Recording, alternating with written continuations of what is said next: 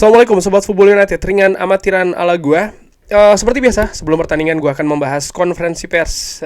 Kali ini sebelum Manchester United ini tandang ke Craven Cottage, Hammersmith untuk menghadapi tuan rumah Fulham. Ruben Amorim berbicara di konferensi pers, dan kalau gua lihat ya, ini gua ambil sumbernya dari manunited.com. Nampaknya ini dilakukan setelah pertandingan menghadapi Glasgow Rangers. Ada beberapa hal yang dibahas oleh Ruben Amorim di sana dan akan gue artikan dulu ya seperti biasa. Oke, ada pertanyaan. Ruben, Anda melihat atau ya Anda memiliki tim dengan spirit yang sangat kuat dan ya menghadapi Glasgow Rangers ada comeback ya, sempat diunggul dulu lalu disamakan keadaan dan akhirnya bisa menang. Apakah ini memberikan Anda kepercayaan kalau Anda akan melakukan ya apa yang Anda butuhkan di sini? Ini tergantung ya bagaimana kepemimpinan dari sebuah atau dari seorang pelatih. Saya seperti itu dan saya pikir kita butuh hal tersebut untuk merasakan kita juga hadir, dan untuk hal tersebut kita juga butuh waktu untuk berlatih dan untuk melakukannya secara bersama-sama. Ini sangat penting dan saat ini kita tidak memilikinya. Saya tidak tahu apa kata tersebut di bahasa Inggris, tapi dari internship atau dari magang ya, ini seperti kayak tidur sebelum pertandingan. Kadang-kadang detail ini sangat penting. Pre-season, menghabiskan 3 pekan secara bersama, menciptakan sesuatu, dan Anda ingin menciptakan sesuatu ketika Anda mengetahui para pemain. Saya ingin mereka untuk mengetahui saya dari sisi yang berbeda dan tidak hanya terkait dengan mempersiapkan pertandingan dengan tekanan. Kita tidak memiliki waktu untuk melakukannya. Saya pikir ini merupakan rahasia dari tim-tim yang lain ya, karena walaupun Anda memiliki pemain terbaik dan ya ini sangat sulit untuk menang, dan saya ingin membangun sesuatu seperti hal tersebut di sini, tapi kita butuh waktu untuk hal itu. Dia butuh waktu, dia butuh latihan, dan dia butuh pre-season. Nah, ini menarik ya. Casemiro tidak dimainkan di 10 pertandingan ya, dari 13 pertandingan terakhir. Kenapa dia kehilangan kesempatannya di atas lapangan? Dia harus memiliki karakteristik, dan saya harus memilih pemain dengan karakteristik yang saya ingin lihat di pertandingan. Karakteristik artinya bukan karakteristik mental, bukan, tapi lebih ke karakteristik permainan, tipe permainan ya, seperti itu, lebih ke taktik. Ya ini hanya seperti itu, dan saya harus membuat beberapa pilihan. Saya ingin memainkan pertandingan seperti itu, kadang-kadang berbeda seperti dengan pelatih lain, dan saya harus memilih berdasarkan hal tersebut. Itu saja. Lalu terkait dengan pergantian Leny Yoro dan Matthijs de Ligt, apakah mereka akan fit? Nah, ini pertanyaan bagus nih. Saya tidak tahu. Leny Yoro memiliki rasa sakit dan Matthijs de Ligt juga memiliki benturan ya.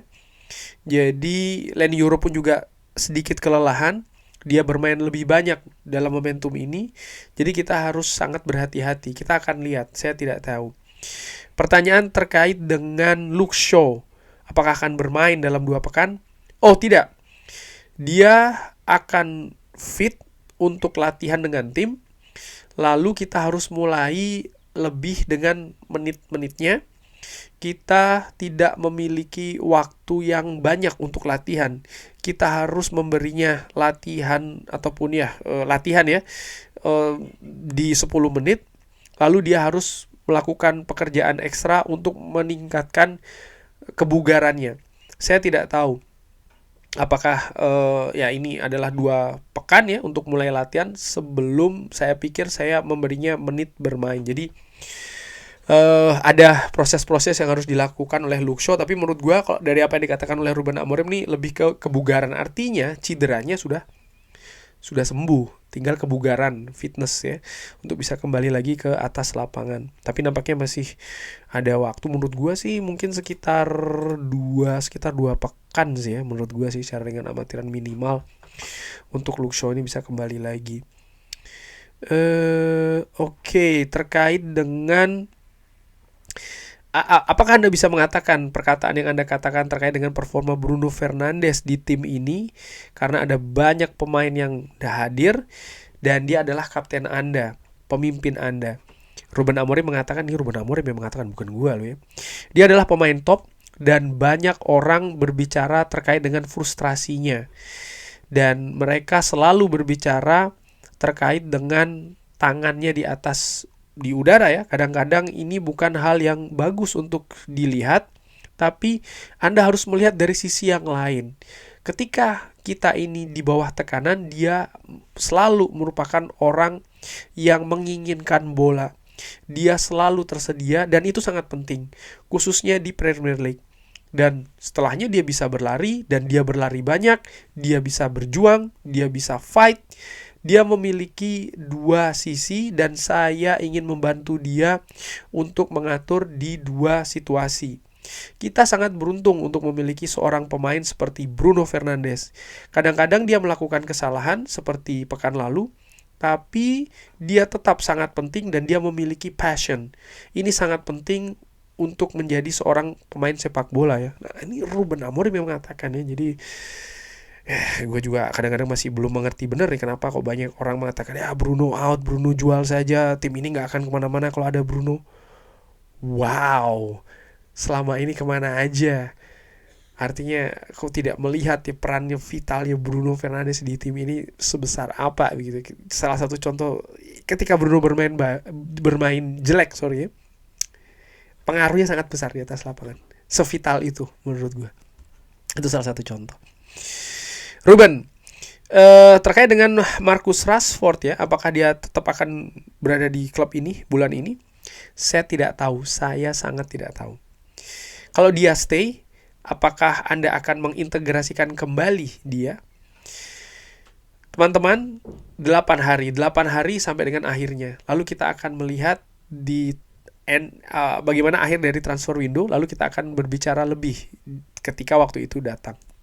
Itu jawaban dari Ruben Amorim. Nah, ini menarik nih, ditanyakan juga terkait dengan kiper. Anda memainkan Altay Bayindir menghadapi Glasgow Rangers hari ini setelah ada error dari Andre Onana. Apakah ini masih terkait dengan satu kiper, dua kiper, atau sekarang ini merupakan persaingan yang seimbang? Ruben Amorim mengatakan ini selalu merupakan persaingan yang seimbang, tapi kali ini adalah karena rotasi dan ini sudah dipersiapkan. Saya juga berpikir terkait dengan kesalahan tersebut dan ide yang saya pikirkan terkait dengan pesan yang saya berikan kepada Anda semua dan juga pada fans. Rotasi ini telah dipersiapkan dan segalanya juga telah dipersiapkan dan kita harus menghadapi atau mengambil hal tersebut seperti sesuatu yang normal. Kita memiliki dua kiper yang sangat bagus dan mereka membutuhkan waktu untuk bermain dan juga ruangan di dalam tim. Jadi rotasi ini sudah dipersiapkan, tapi kesalahan tersebut juga merupakan concern saya. Pada akhirnya kita akan berlanjut dengan rencana yang sama sampai dan yang kita lakukan pekan lalu. Ini menurut gue berarti semacam kayak kode, bisa jadi Andre Onana akan kembali lagi sih ke posisi sebagai penjaga gawang utama Manchester United ya ketika menghadapi Fulham. Tapi apakah kalau begini maka wah ini keputusan salah? Gua akan selalu 110% berada di belakang manajer. Mau keputusannya seperti apa, dia yang lebih tahu. Tapi kalau dengan dipilihnya kiper siapapun itu ternyata ada kesalahan-kesalahan yang berlanjut lagi, ya menurut gua ada tanda tanya kepada penanggung jawab, yaitu adalah berupa atau siapa ya head coach-nya sih. Menurut gue seperti itu ya. Oke. apakah ya setelah pertandingan menghadapi Arsenal dan juga menghadapi Glasgow Rangers, apakah Anda pikir Altay telah menempatkan posisinya yang telah berubah saat ini? Ruben Amorim mengatakan, saya tetap melihat hal ini dengan cara yang sama dan dia telah mempersiapkan diri untuk membantu tim di cara yang tepat. Dan ini merupakan hal yang lebih penting, yang paling penting ya. Dari sini sih gue berpikir secara ringan amatiran ya. Kalau Ruben Amorim menekankan terkait dengan rotasi, tapi dia juga berpikir terkait dengan kesalahan dan ini sudah dipersiapkan sebelumnya.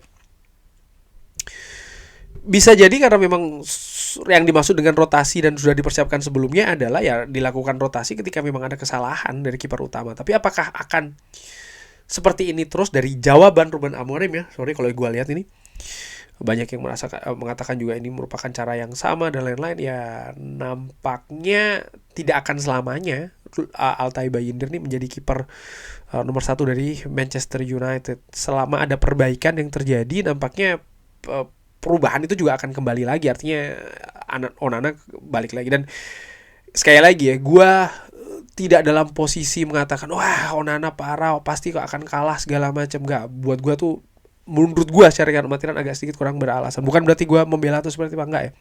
Gue selalu berharap yang terbaik siapapun yang diturunkan.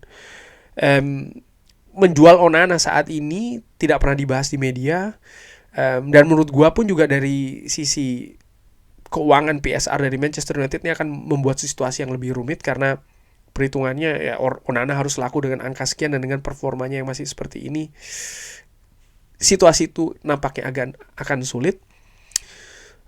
Manchester United juga ataupun Ruben Amorim punya goalkeeper coach ya kan, punya pelatih kiper juga, dan salah satu tugasnya adalah memperbaiki situasi di penjaga gawang. Tapi yang gue suka dalam hal ini adalah bahwa Ruben Amorim mengatakan saat ini situasinya seimbang. Kedua kiper ini dilihat dalam kacamata yang sama. Nah ini menurut gue hal yang bagus. Tinggal bagaimana mereka membuktikan. Nah kalau gue dalam hal ini ya, gue melihat ya saat ini Altay Bayindir sedang dalam situasi yang bagus. Oleh karena itu gue berpikir sangat layak Altay Bayindir diberi kesempatan lagi di pertandingan menghadapi Fulham. Karena lagian nih, yang tampil di 11 di atas lapangan, iya ada keperluan taktikal segala macam ya, tapi juga bagaimana keadaan mereka masing-masing secara individu, baik itu secara mental maupun juga secara permainan. Dan dalam hal ini kalau menurut yang gue saksikan, Altay Bayindir sedang dalam situasi yang bagus. Menghadapi Arsenal dia jadi pahlawan. Menghadapi Glasgow Rangers menurut gue penampilannya juga bagus sih. Sementara Andre Onana misalnya dengan error yang terjadi belakangan, dia mendapatkan banyak serangan dan lain-lain. Walaupun ini bukan hal yang pertama kali ya kan. Misalnya karena musim lalu di awal musim pun juga seperti itu ya kan, dia banyak melakukan kesalahan segala macam. Dia bisa menunjukkan dia bisa bangkit.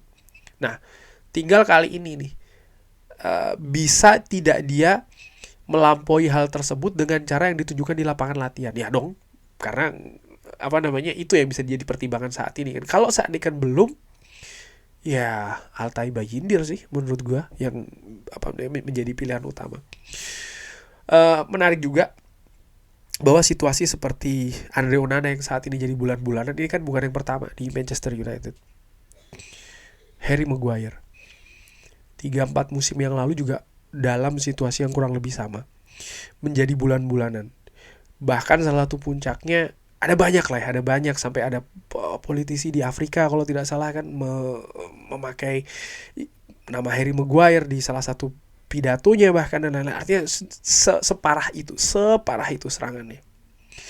Tapi apa yang dilakukan, dan bahkan dari fans pun juga demikian. Wah banyak sekali lah meme segala, banyak sekali banjir segala macam. Tapi apa yang terjadi? Dengan berjalannya waktu dia bisa bangkit. Dan gue harapkan siapapun pemain Manchester United yang saat ini sedang dalam kondisi terpuruk ya dia bisa bangkit. Dan kebangkitan itu kan juga tidak, kalau melihat dari Harry Maguire kan tidak secara instan dia langsung seperti, enggak, ada proses, ada juga hal yang dilakukan oleh tim kepelatihan, misalnya dengan pada saat itu mencopot ban kapten ya kan.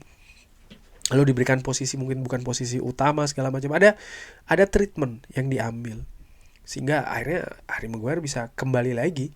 Menurut gue ada bounce back begitu ya, dari dia yang berada pada titik rendah dia bisa naik lagi.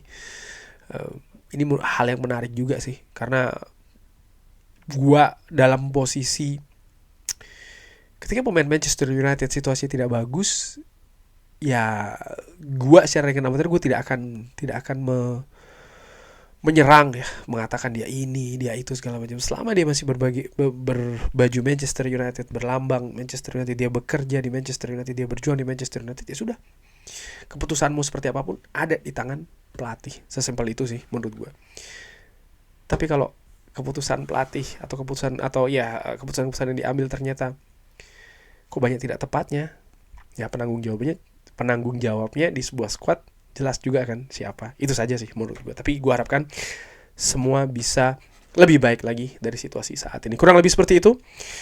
Terima kasih sudah menyaksikan. Jangan lupa like, share, dan juga subscribe. Wassalamualaikum warahmatullahi wabarakatuh. Thank you.